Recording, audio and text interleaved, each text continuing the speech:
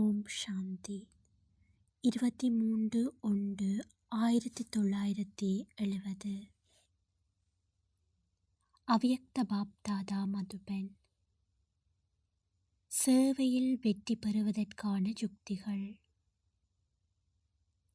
சேவையின் காரணத்தால் கட்டாயமாக பேச வேண்டியுள்ளது என்று அனுபவம் செய்கிறீர்களா? ஆனால் சேவை முற்றுப்பெறும் போது சப்தத்தில் வரும் ஸ்திதியும் முற்று பெற்றுவிடும். பம்பாய் பார்ட்டி பம்பாயில் நடைபெற இருக்கும் சம்மேளனத்துக்கான அறிவுரைகளை அடைந்து வருகின்றனர். இப்போது நீங்கள் செய்து வரும் சேவையில் எந்த சிறப்பு தேவை? பல வருடங்களாக நீங்கள் சொற்பொழிவாற்றி வருகிறீர்கள். ஆனால் இப்போது இந்த சொற்பொழிவில் எத்தகைய அவ்யக்த ஸ்திதியை நிரப்ப வேண்டும்? நீங்கள் உரையாற்றி வரும்போது இவர் அசரீரியாக சத்தத்துக்கு அப்பால் இருக்கும் ஸ்திதியில் நிலைத்திருந்து பேசி வருகின்றார் என அனைவரும் அனுபவம் செய்ய வேண்டும். இப்போது இந்த சம்மேளனத்தில் இத்தகைய புதுமையை புகுத்த வேண்டும். மற்ற பேச்சாளர்களுக்கும் மற்றும் பிராமண பேச்சாளர்களுக்கும் இடையில் காணப்படும் வேறுபாடு தெளிவாக தென்பட வேண்டும். அப்போதுதான் இந்த சம்மேளனம் வெற்றி பெறும். புதியவர் ஒருவர் இந்த சபையில் பிரவேசம் செய்தாலும் இவருடைய பேச்சு புதுமையாக இருக்கிறதே என உணர வேண்டும். வாயினால் பேசும் பேச்சு காதுக்கு மட்டுமே இனிமையாக இருக்கும். ஆனால் அவ்யக்த ஸ்திதியில் நிலைத்திருந்து பேசும்போது அது காதுக்கு மட்டும் இனிமையாக இல்லாது மனதுக்கும் இனிமையானதாக இருக்கும். காதுக்கு இனிமையாக பேசுபவர்கள் உலகில் பலர் இருக்கின்றனர். ஆனால் மனதுக்கு இனிமையாக பேசுபவர்கள் உலகில் இதுவரை எவரும் இல்லை. தந்தை குழந்தைகளாகிய உங்களுடைய முன்னிலையில் பிரத்யட்சம் ஆகியிருக்கின்றார். ஆனால் குழந்தைகளாகிய நீங்கள் பிறகு வெளி உலகில் பிரத்யட்சம் ஆக வேண்டும். ஆகவே இந்த சம்மேளனம் சாதாரண ரீதியில் அமையக்கூடாது. இந்த சித்திரங்கள் உயிருடன் உள்ளன என அந்த கூட்டத்தில் அனைவரும் கூற வேண்டும். உயிருடன் உள்ள ஒன்று உடலை தெளிவாக காட்டுவதை போன்றே உங்களுடைய சித்திரங்களும் உயிர் இருப்பது சாட்சாத்காரம் ஆக வேண்டும். எந்த சித்திரத்தில் உயிரோட்டம் உள்ளதோ அதுவே உகந்ததாக இருக்கும். வெளிப்படையாக உள்ள கலை அம்சம் பற்றிய விஷயம் அல்ல.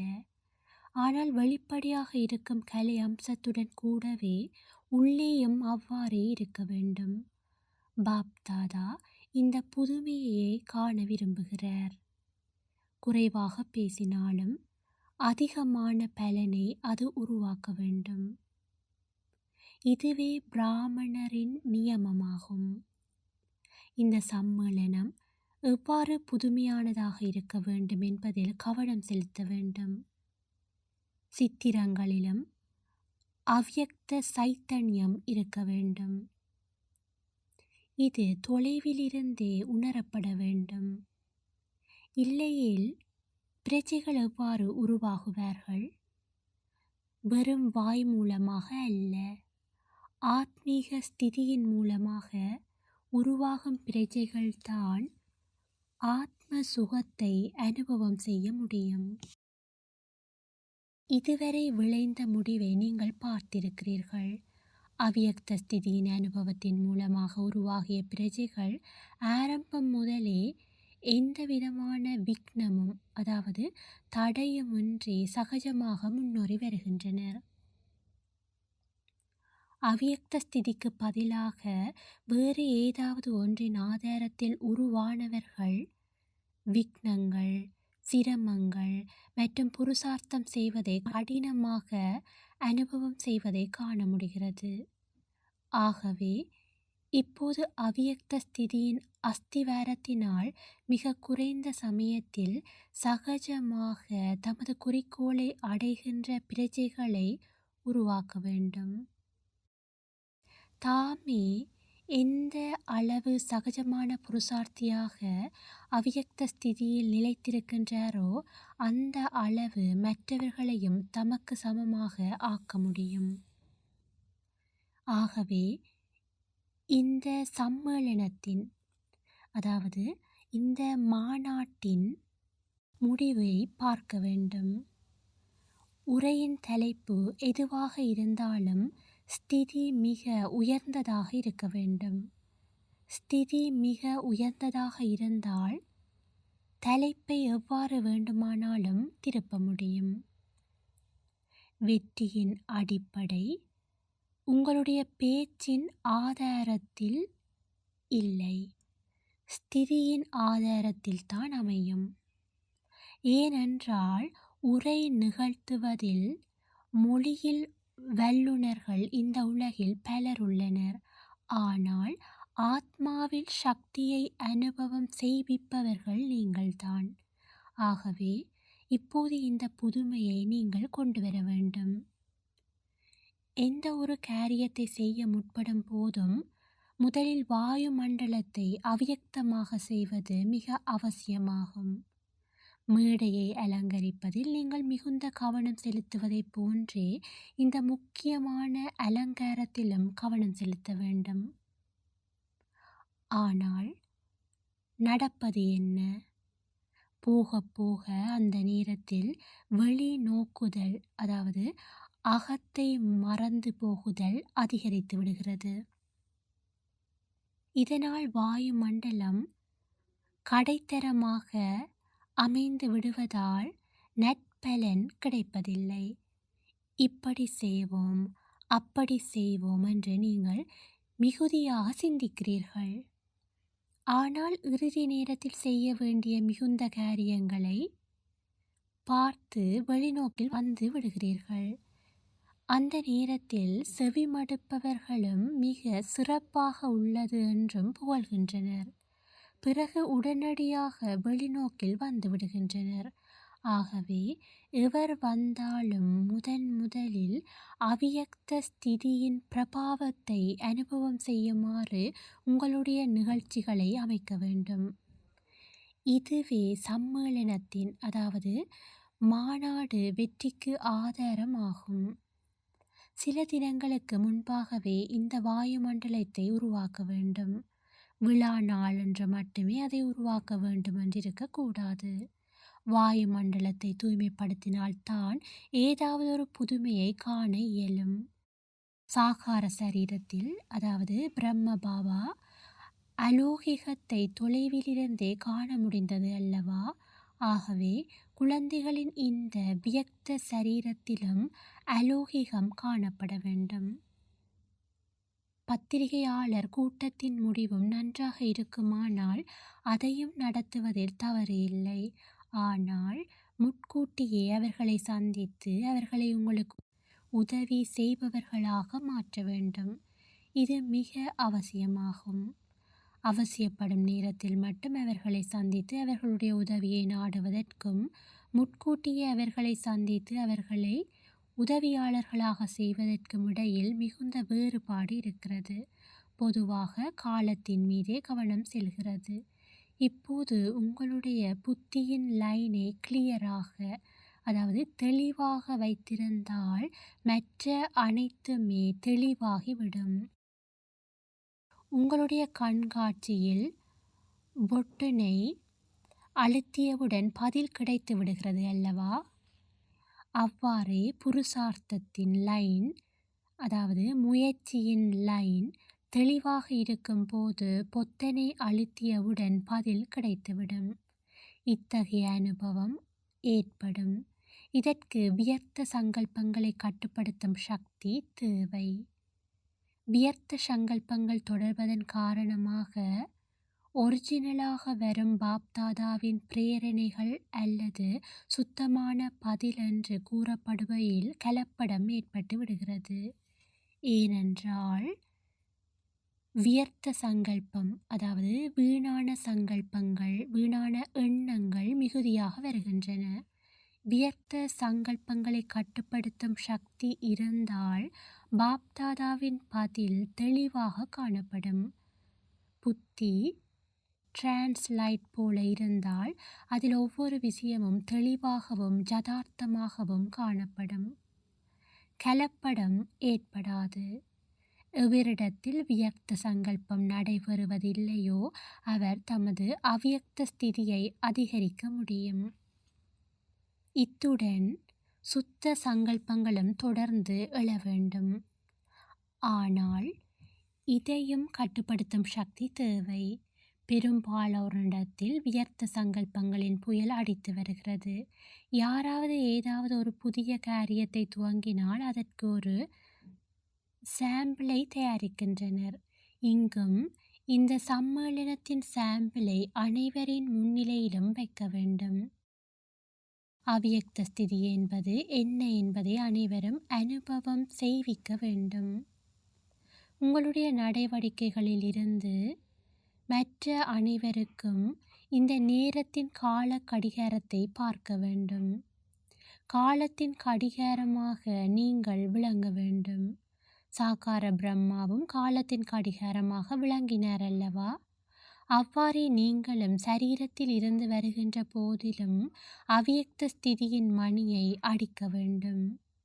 இந்த சேவை அனைத்திலும் சிறந்ததாகும்.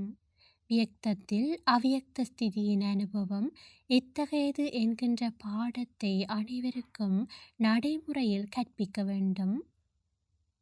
நல்லது.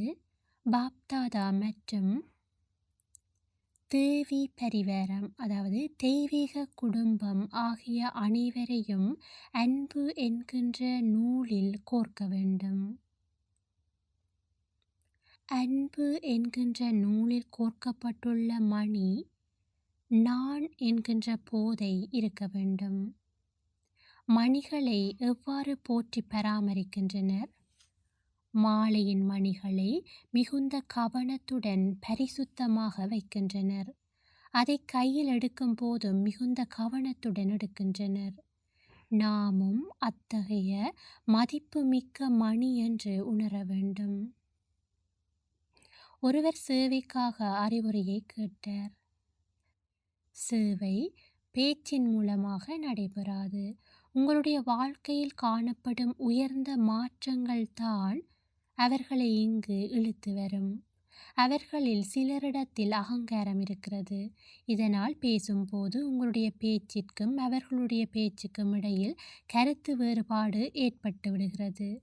ஆனால் நடைமுறை வாழ்க்கையில் இத்தகைய முரண்பாடு ஏற்பட இடமில்லை. ஆகவே அத்தகைய மனிதர்களுக்கு உணர்த்துவதற்கு இதுவே வழியாகும். வாயு மண்டலத்தை அவ்வியக்தமாக்குங்கள். எந்த ஒரு சேவை கேந்திரியத்தையும் கவர்ந்தீர்க்க செய்ய வேண்டும். இதனால் அவர்கள் அவ்வியக்த வதனத்தை காண இயல வேண்டும். இந்த இல்லத்தின் நடுவில் ஏதோ ஒரு ஒளி காணப்படுகின்றது என்று அவர்கள் தொலைவில் இருந்தே உணர வேண்டும். ஒளி தூரத்தில் இருந்தே பிரகாசத்தை அளிக்கின்றது. தன்பால் ஆகர்ஷணம் செய்கிறது. இத்தகைய ஒளி பிரகாசித்தால் தான் வெற்றி கிடைக்கும். அவ்வியக்த பாட்டிக்கு வந்ததால் அவ்வியக்த ஸ்திதி அனுபவமாகின்றதா? இப்போது இங்கு கிடைக்கின்ற அனுபவத்தின் மூலமாக நீங்கள் என்ன செய்வீர்கள்? அதை உங்களுடன் எடுத்து செல்வீர்களா? அல்லது அதை இங்கேயே விட்டுவிட்டு சென்று விடுவீர்களா? இவ்வாறு உடனிருக்கும் அவ்வியக்த ஸ்திதியை துண்டிக்க வேறு எவர் முயன்றாலும் துண்டிக்க முடியாதவாறு அந்த ஸ்திதியை துணையாக வைத்திருக்க வேண்டும். லௌகிக குடும்பத்தை அலௌகிகமாக ஆக்கிவிட்டீர்கள் அல்லவா? லௌகிக தன்மை சிறிதளவும் இருக்கக்கூடாது. ஒரு சரீரத்தை விடுத்து வேறொரு சரீரத்தை அடைவதைப் போன்றே அந்த பழைய பிறவியின் எந்த ஒரு விஷயமும் நினைவில் இருப்பதில்லை அல்லவா? ஆகவே இங்கும் உயிருடன் இருக்கும்போதே இறந்து விட்டவர்கள் அல்லவா நீங்கள்?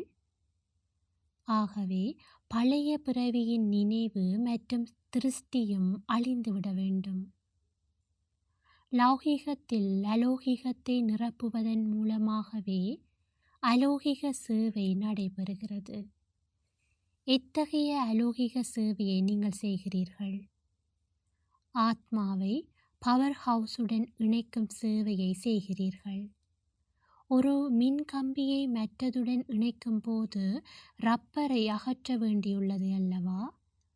இவ்வாறே உங்களை ஆத்மா என உணர்ந்து சரீரத்தின் உணர்வில் இருந்து விடுபட்டு தனியாக இருந்து மற்றவர்களையும் தம் சரீரத்தின் உணர்வில் இருந்து விடுபட செய்து தனிப்பட்டு இருக்குமாறு செய்ய வேண்டும். இங்கு உள்ள பாடங்கள் எத்தனை? அவை யாவை? முக்கிய பாடங்கள் 4: ஞானம், யோகம், தாரணை மற்றும் சேவை. இவற்றிலும் முக்கியமானது எது? இங்கிருந்தே அக அமைதியின் ஸ்டார்ட்டை அதிகரித்து வருகிறீர்களா? ஆசீர்வாதம் எப்படி கிடைக்கிறது என்பது தெரியுமா? எவ்வளவுக்கு ஆத்ம அபிமானியாக வருகிறீர்களோ அவளுக்கு அவ்வளவு நீங்கள் விரும்பாவிட்டாலும் கிடைத்து வரும். இங்கு ஸ்தூலத்தில் எவருக்கும் ஆசீர்வாதம் அளிப்பதில்லை. இங்கு தானாகவே கிடைக்கிறது. பாப்தாதாவின் ஆசீர்வாதம் இல்லையேல் இங்கு நீங்கள் எவ்வாறு வந்தடைய முடியும்? ஒவ்வொரு வினாடியும் பாப்தாதா ஆசீர்வாதம் வழங்கி வருகின்றார். ஆனால் அதை அடைபவர்கள் தாம் பெறுவதற்கு ஏற்ப அதை நிரந்தரமாக வைத்திருக்கின்றனர். நல்லது. பார்ட்டிகளுடன் சந்திப்பு. உங்களுக்கு வேறு ஒரு துணை இருக்கிறதா? உங்களுடன் இருக்கும் துணைவர் யார்? இங்கு சதா துணையாக பாப்தாதாவுடன் இருந்து வந்தால் அங்கும் துணையாக அவருடன் இணைந்து ராஜ்யம் நடத்துவீர்கள். ஆகவே துணைவரை ஒருபோதும் விலக்கக்கூடாது. சதுர்புஜ நிலை இணைந்த உருவில் விளங்குவதை போன்றே இதுவும் இணைந்த உருவம்தான். சிவபாபாவை விட்டு ஒருபோதும் நீங்கள் விலகி தனிப்படக்கூடாது. 84 பிறவிகளில் 84 யுகங்களில் ஜோடி இப்படிப்பட்ட துணை உங்களுக்கு எப்போதாவது கிடைத்திருக்கிறதா?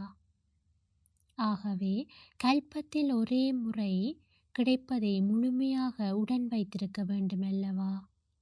நாம் தம்பதிகள் என்பதை சதா நினைவில் வைத்திருக்க வேண்டும். தனியாக இருப்பதாக உணரக்கூடாது. உடலை பொறுத்த அளவில் கடும் உழைப்பாளிகள் நீங்கள் என்பதை போன்றே மனதை பொறுத்த அளவிலும் நீங்கள் கடும் உழைப்பாளிகளா? எந்த சூழ்நிலையிலும் நீங்கள் உருகுவதில்லையே. கெட்டியான வஸ்து ஒருபோதும் உருகுவதில்லை. அவ்வாறே உங்களுடைய ஸ்திதி மற்றும் செயல் ஆகிய இரண்டும் உறுதியானவையாக இருக்கட்டும். எதன் மீது அதிகமான அன்பு இருக்கிறதோ அதை சதா உடன் வைத்திருப்பது ஒரு பழக்கம். ஆகவே நான் யுகல் மூர்த்தி என்று உங்களை நீங்கள் கருதி வருகிறீர்களா? துணைவருடன் இருந்து வரும்போது மாயை அணுக முடியாது. ஜுகல் மூர்த்தி என்று கருதுவது ஒரு பெரிய யுக்தியாகும். யுகல் அதாவது துணை. ஒவ்வொரு அடியிலும் உடனிருந்து வருவதால் தைரியம் ஏற்படுகிறது. சக்தியும் இருப்பதால் மாயை வரவே முடியாது. நீங்கள் இறை மாணவர்கள். இரட்டை மாணவரான பிறகு வருங்காலத்துக்காக எந்த லட்சியத்தை கொள்ள வேண்டும்? எதை உயர்ந்த பதவி என்று கருதுகிறீர்கள்? லக்ஷ்மி நாராயணன் ஆவீர்களா? இத்தகைய லட்சியத்துடன் இருக்கிறீர்களெனில் இந்த லட்சியத்துடன் எதை தாரணை செய்ய வேண்டும்? தெய்வீக குணங்களை தாரணை செய்ய வேண்டும். இவ்வளவு உயர்ந்த லட்சியத்துடன் இருந்தால் இத்தகைய உயர்ந்த தாரணையின் மீதும் மிகுந்த கவனம் செலுத்த வேண்டும். சிறிய குமாரிகள் உயர்ந்த காரியங்களை செய்ய இயலும். உங்களுடைய உயர்ந்த ஸ்திதியில் இருந்து எங்காவது ஞானத்தை வழங்கினால் அதன் பிரபாவம் ஒரு மூத்த சகோதரி கூறுவதை விட அதிகமாக ஏற்படும்.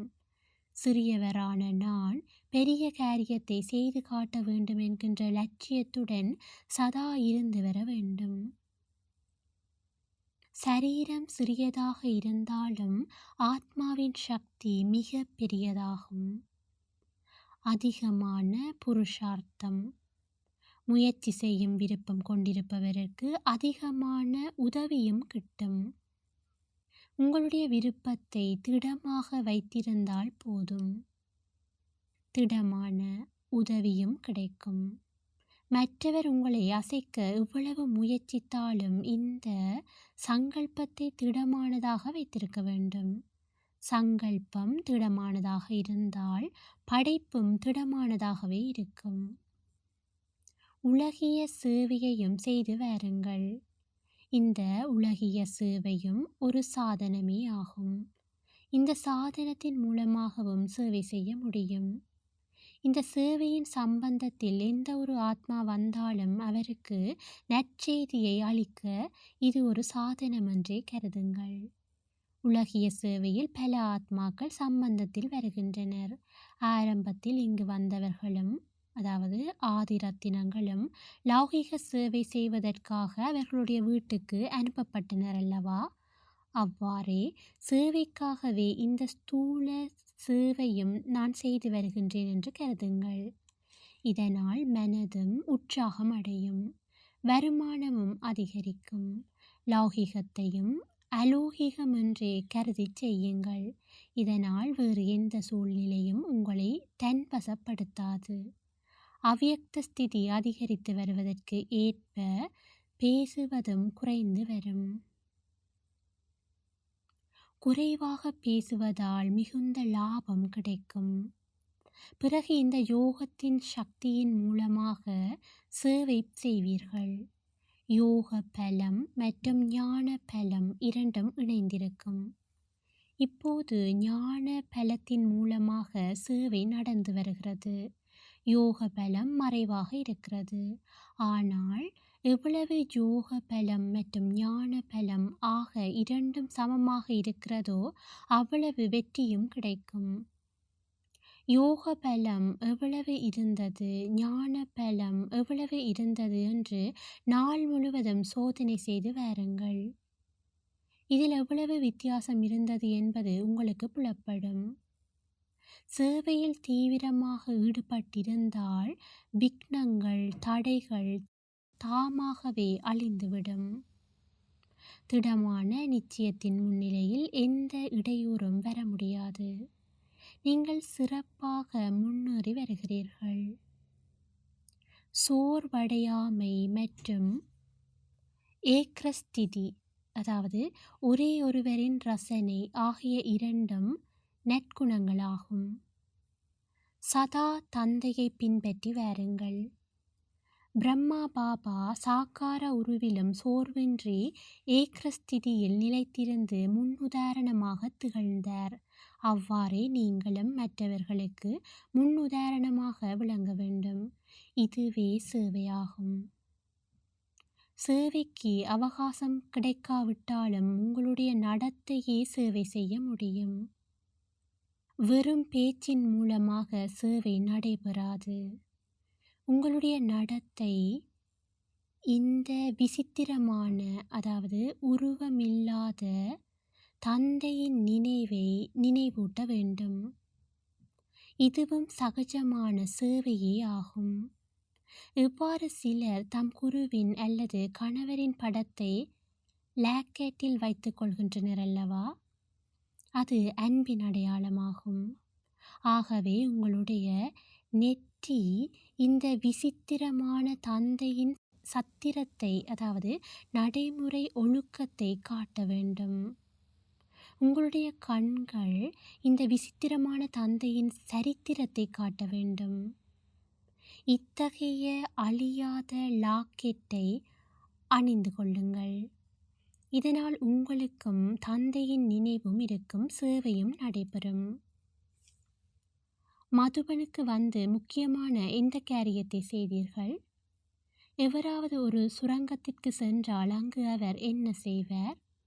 அந்த சுரங்கத்தில் இருந்து எவ்வளவு எடுக்க முடியுமோ அவ்வளவு எடுத்துக்கொள்வார். குறைந்த அளவு எடுத்துக்கொள்ள மாட்டார். அவ்வாறே இந்த மதுபனமும் சர்வ பிராக்திகள் அடங்கிய சுரங்கம்.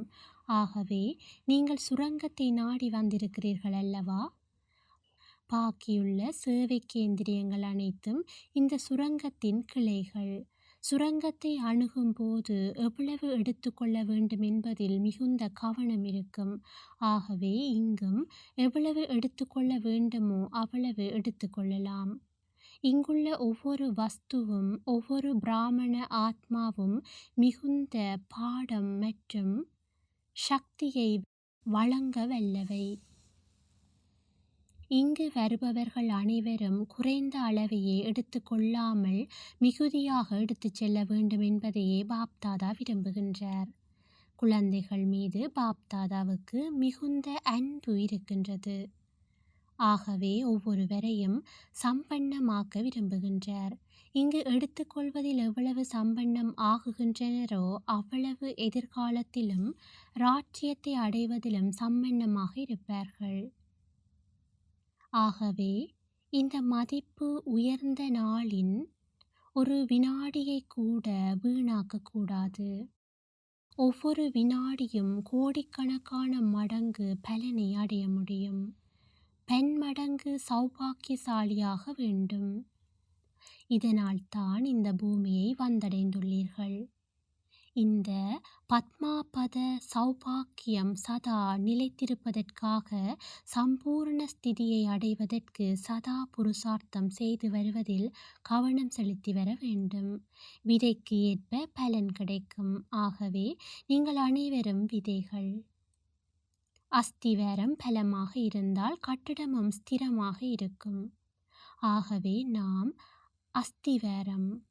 நமது ஆதாரத்தில்தான் முழு கட்டிடமும் நிலைத்திருக்கிறது என்பதை சதா நீங்கள் உணர்ந்திருக்க வேண்டும். உங்களுடைய நினைவுக்கு பதில் கிடைக்கிறதா? பாப்தாதா உங்கள் அனைவருடனும் உடனிருந்தே வருகின்றார். ஏனென்றால் சாகாரத்தில் அதாவது உடலின் மூலமாக அவர் ஒரே இடத்தில்தான் உடனிருக்க முடிந்தது. ஆனால் அவ்யக்த உடலில் இப்போது அவர் அனைவருடனும் கூடவே இருக்க முடியும். ஒரேயொரு இணைந்த கருத்தினால் நினைத்ததை செய்து முடிக்க முடியும் என்பதை நினைவில் வைத்திருக்க வேண்டும். இந்த குணத்தை நடைமுறையில் கொண்டு வர வேண்டும். எத்தகைய சூழ்நிலை ஏற்பட்டாலும் நீங்கள் உங்களை ஸ்திரமாக வைத்திருக்க வேண்டும். மற்றவர்களுக்கும் உங்களுடைய நற்குணங்களை தானம் செய்ய வேண்டும். தானம் செய்வதால் அதன் பலன் பிற்காலத்தில் கிடைக்கிறது அல்லவா? இந்த குணத்தை தானம் செய்வதாலும் எதிர்காலத்தில் மிகுந்த பலன் கிடைக்கும். ஒரே இணைந்த கருத்துடையவர்கள் அவரது அன்பிற்கு பாத்திரமாகுகிறார்கள். பாப்தாதா இருவரென்றாலும் ஒருவர்தான் அல்லவா? அவ்வாறே குழுவில் எண்ணற்றவர்கள் இருப்பினும் அனைவரும் ஒருங்கிணைந்த கருத்துடன் இருந்து வர வேண்டும். தந்தையின் வீட்டுக்கு வந்தவுடன் முக்கியமான கஜானா கிடைத்திருக்கிறதா? தந்தையின் வீட்டில் பல்வேறு சிறப்புகள் நிறைந்துள்ளன அல்லவா? உங்களுடைய வீட்டில் உங்களுடைய உண்மையான சொரூபத்தில் நிலைத்திருக்க வந்திருக்கின்றீர்கள். உங்களுடைய உண்மையான சொரூபம் மற்றும் உண்மையான ஸ்திதி என்ன என்பது நினைவுக்கு வருகிறதா? ஆத்மாவின் உண்மையான ஸ்திதி எது? முதலில் ஆத்மா பரந்தாமத்தில் வசிக்கும் போது அது சர்வ குணங்கள் நிறைந்த பிந்து சொரூபமாக திகழ்ந்தது. அவ்வாறே இங்கும் உங்களுடைய ஸ்திதியை அனுபவம் செய்வதற்காக நீங்கள் இங்கு வந்திருக்கிறீர்கள். அந்த ஸ்திதியை சுவைப்பதற்காகவே நீங்கள் மதுபனத்துக்கு வந்திருக்கிறீர்கள். அதை சுவைத்த பிறகு அதை நிரந்தரமாக உங்களுடையதாக்கிக் கொள்ள வேண்டும். இதன் பெயரே மதுபனம். மது என்றால் இனிமை, அதாவது அன்பு மற்றும் சக்தி ஆகிய இரண்டையும் வரதானத்தின் உருவில் பிராப்தியாக அடைய வேண்டும். இங்கு இந்த இரண்டும் வரதான உருவில் கிடைக்கின்றன.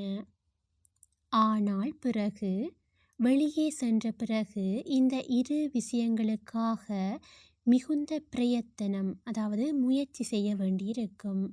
ஆகவே இங்கு வரதான உருவில் பிராப்தி ஆகியனவற்றை, அதாவது கிடைத்தவற்றை நிரந்தரமாக இருக்குமாறு பிராப்தி செய்து கொள்ள வேண்டும். வரதானத்தின் பிராப்தி ஆக்கக்கூடியவற்றை பிறகு அவற்றை ஏன் மிகுந்த பிரயத்தனம் செய்து அடைய முயற்சி செய்ய வேண்டும்? குரு வரதானத்தை அளிக்கும் போது நீங்கள் என்ன செய்ய வேண்டும்? நீங்கள் உங்களை அவருக்கு அர்ப்பணம் செய்துவிட வேண்டும். அப்போதுதான் வரதானம் கிடைக்கும். அவ்வாறே இங்கும் நீங்கள் எந்த அளவு உங்களை அர்ப்பணம் செய்து விடுகிறீர்களோ அந்த அளவு வரதானமும் பிராப்தியாகும்.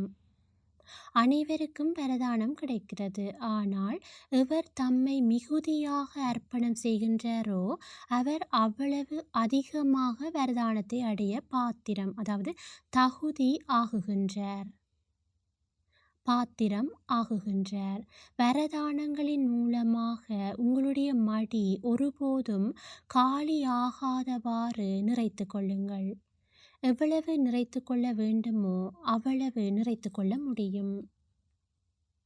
இந்த ஒரு சில தினங்களில் மிகுந்த லாபத்தை அடைய வேண்டுமென்று மிகுந்த கவனத்துடன் இருக்க வேண்டும். ஒவ்வொரு வினாடியையும் சிறப்பாக உபயோகித்துக் கொள்வதற்கான நாளாகும் இது.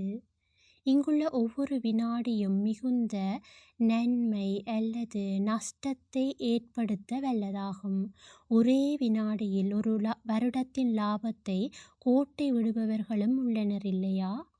ஆகவே இங்குள்ள ஒரு வினாடி கூட அவ்வளவு மதிப்பானதாகும்.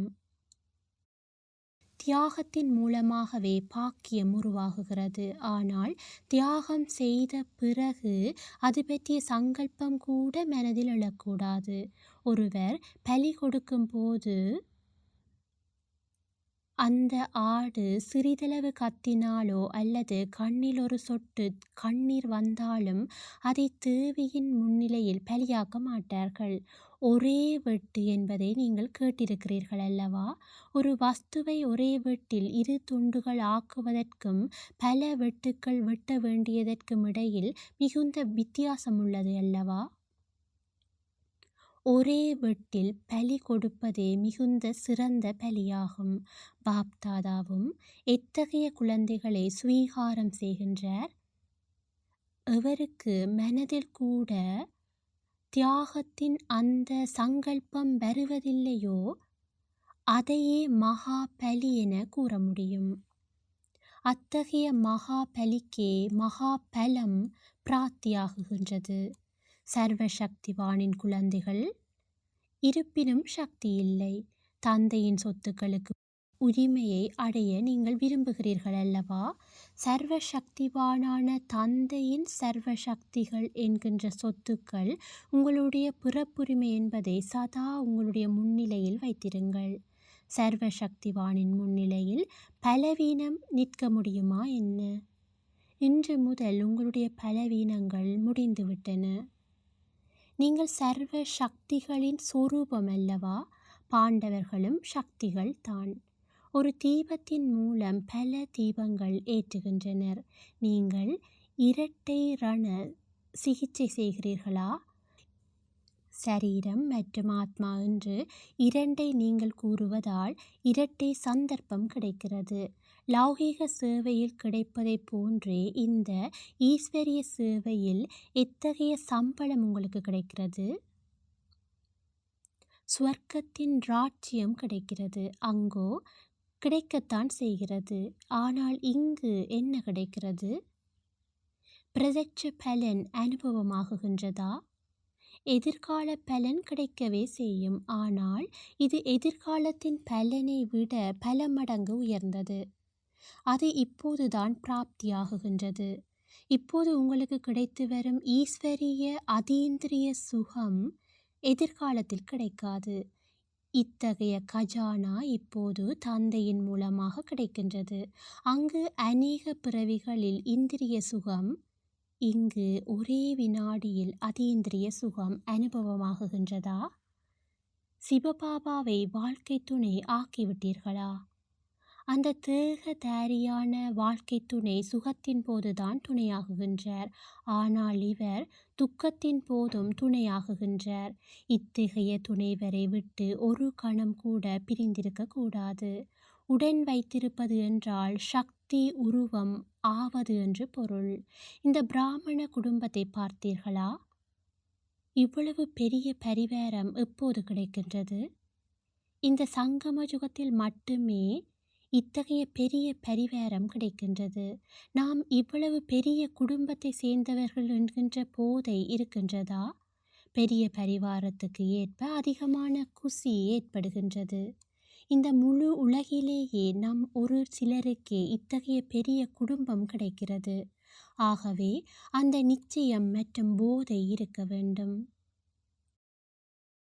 கோடிக்கணக்கானவர்களில் ஒரு சிலரான நாம் தான் புகழப்படுகிறோம் என்கின்ற போதை இருக்க வேண்டும். இத்தகைய சௌபாக்கியத்தை அடைவதற்கு நாம் என்ன செய்திருக்கின்றோம் என்று ஒரு பொழுதாவது சிந்தித்தீர்களா? திடீரென்று லாட்டரி கிடைத்தது. லாட்டரி கிடைத்ததால் குசி ஏற்படுகிறதல்லவா? மேலும் இது அவிநாசியான லாட்டரியாகும். இது ஒருபோதும் அழிவதில்லை. இத்தகைய லாட்டரி ஆத்மாக்களாகிய நமக்கு கிடைத்திருக்கிறது என்கின்ற போதை இருக்கிறதா? மூளை முடுக்கெல்லாம் தேடி நம்மை தேர்ந்தெடுத்திருக்கின்றார் பாப்தாதா. தேடி தேர்ந்தெடுக்கப்பட்டுள்ள ரத்தினங்களில் நீங்கள் மிகவும் விசேஷமானவர்கள். இது நினைவில் இருக்கின்றதா? பாப்தாதாவுக்கு எத்தகைய ரத்தினம் உகந்ததாக உள்ளது? சாதாரணமானவர்கள். இந்த குசி சதா நிரந்தரமாக இருக்கட்டும். தீபத்தை ஏற்றும் போது அது சதா எரிந்து கொண்டிருக்க வேண்டும் என்பதில் கவனம் செலுத்துகின்றனர். எண்ணெய் மற்றும் ஒளியின் மீது கவனம் செலுத்துகின்றனர். அவ்வாறே இங்கும் குசி என்கின்ற தீபம் சதா எரிந்து கொண்டிருக்க இரு விஷயங்களின் மீது கவனம் செலுத்த வேண்டும். ஞானம் என்கின்ற எண்ணெய் மற்றும் யோகம் என்கின்ற திரி. இந்த இரண்டும் சரியாக இருந்தால் குசி என்கின்ற தீபம் அவிநாசியாக இருக்கும். ஒருபோதும் அணைந்து விடாது. 15 நாட்கள் கூட இந்த சங்கம யுகத்தை பொறுத்தவரையில் மிக அதிகமானதே ஆகும். நாம் 15 நாள் குழந்தைதான் என்று ஒருபோதும் உங்களை தாழ்வாக கருதக்கூடாது. ஏனென்றால் இந்த சங்கம யுகத்தின் நாட்கள் கூட குறைவானதே ஆகும். இந்த குறைந்த கணக்குப்படி இந்த 15 நாட்கள் கூட அதிகமானதே ஆகும். ஆகவே இப்போது இறுதியாக வருபவர்கள் முதன்மையாக வர வேண்டுமென்றே நீங்கள் உங்களை கருத வேண்டும். இறுதியில் வருபவர்கள் வரும்போதே தீவிர புருஷார்த்தத்தில் ஆழ்ந்து விடுகின்றனர். குழந்தைகள் தைரியம் கொள்கின்றனர். தந்தை அதற்கு ஏற்ப உதவி செய்கின்றார். ஒரு குமாரி 100 பிராமணர்களை விட உத்தமமானவராக கருதப்படுகிறார். ஒருவரிடத்தில் 100 மடங்கு சக்தி நிறையும் போது அவரால் எதை செய்ய இயலாது? உங்களுடைய பாதங்களை உறுதியுடன் இருக்குமாறு செய்தால் போதும். மற்றவர் எவ்வளவு முயன்றாலும் அசைக்க முடியாதபடி அது இருக்க வேண்டும். அச்சல்கர் உங்களுடைய நினைவு சின்னமாகும். அச்சல் என்றால் எவரும் அசைக்க முடியாதவர் என்று பொருள். 3 மாதங்களில் 3 ஆஸ்திகளை அடைந்தீர்களா? எந்த 3 ஆஸ்திகளை வழங்குகின்றார்? பாப்தாதா எந்த 3 ஆஸ்திகளை வழங்குகின்றார்? சுகம், சாந்தி மற்றும் சக்தி. இங்கு எவ்வளவு இந்த அதிகாரத்தை அடைகிறீர்களோ அதே அளவு அங்கு ராஜ்ய அதிகாரி ஆவீர்கள். முழு, அதாவது சம்பூரண அதிகாரத்தை அடைய லட்சியத்துடன் இருக்க வேண்டும். ஏனென்றால் தந்தையும் சம்பூரணமானவர். துணைவர் இருந்த போதிலும் நீங்கள் தனியாக இருக்கிறீர்களா அல்லது இணைந்த சொரூபத்தில் இருக்கிறீர்களா? தனிப்பட்ட உருவம் இது. ஆத்மா தனியானது அல்ல, திரும்பி போவதும் தனியாகத்தான். ஆகவே இணைந்த சொரூபத்தில் பாகத்தை செய்தாலும் ஆத்மீக ஸ்திதியில் இருக்க வேண்டும், அதாவது தனியாக இருக்க வேண்டும். பிறகு ஆத்மீக இணைந்தவர் ஆக வேண்டும். ஆகவே தந்தை மற்றும் குழந்தை என்கின்ற இணைந்த உருவம். உலகில் இருப்பது தேகம் சார்ந்த யுகள், அதாவது துணை. ஆத்மா பரமாத்மா என்பது யுகள்தான். ஆத்மா சஜினி, அதாவது மணவாட்டி சீதா எனப்படுகிறது. பரமாத்மா சஜான், மணவாளர் ராம். ஆத்மீக ஜுகல் மூர்த்தியாக வேண்டும். ஒருபோதும் தேகத்தின் ஜுகல் உருவம் அல்ல. தேகதாரியின் யுகல் உருவம் அழிந்துவிட்டது. பல பிறவிகளாக தேகதாரிகளை யுகல் உருவில் பார்த்து வந்தீர்கள். இப்போது ஆத்மா மற்றும் பரமாத்மா என்கின்ற யுகல் உருவத்தை உருவாக்க வேண்டும். இத்தகைய ஸ்திதியில் இருக்கிறீர்களா? இந்த புதுமையான யுகலின் முன்னிலையில் அந்த யுகல் ஒன்றுமே இல்லை. இதனால் தேகத்தின் பாவனை அழிந்து விடுகிறது. அனைத்திலும் பிரியமான வஸ்து எது? பிரியமான வஸ்து நன்றாக உள்ளது அல்லவா? ஆகவே இந்த பிரியமான வஸ்துவை விடுத்து வேறு ஒன்றை எவ்வாறு பிரியமான வஸ்துவாக்க முடியும்? ஆகவே தனித்தும் இருக்க வேண்டும், ஜோடியாக ஜுகலாகவும் இருக்க வேண்டும். வந்தவுடனேயே சிலருக்கு லாட்டரி கிடைத்து விடுகிறது, வேறு சிலருக்கு பிரயத்தனம் செய்வதன் மூலமாகவே லாட்டரி கிடைக்கிறது. இத்தகைய உயர்ந்த பாக்கியசாலியாக உங்களை கருதுகிறீர்களா? குமாரர்களுக்கு இது சரளமான வழியாகும். ஏனென்றால் ஏறியுள்ள தலைகீழான ஏணியிலிருந்து மற்றவர்கள் இறங்க வேண்டியிருக்கிறது. இதனால் குமாரிகளுக்கு இது மேலும் சகஜமானதாகும். எவர் பந்தன் முக்தில், அதாவது கர்மத்தலை இருக்கிறாரோ அவர் விரைவாக ஓட முடிகிறது. ஆகவே சகல விஷயங்களிலும் நிர்பந்தன ஸ்திதியில் இருக்க வேண்டும். எந்த விதமான சூழ்நிலையிலும் உங்களுடைய ஸ்திதியை உயர்ந்ததாக வைத்திருக்க வேண்டும். உயர்ந்த வாழ்க்கையை அடைய வேண்டும் என்கின்ற லட்சியத்தில் இருந்து விலகி தூரமாக செல்லக்கூடாது. நல்லது.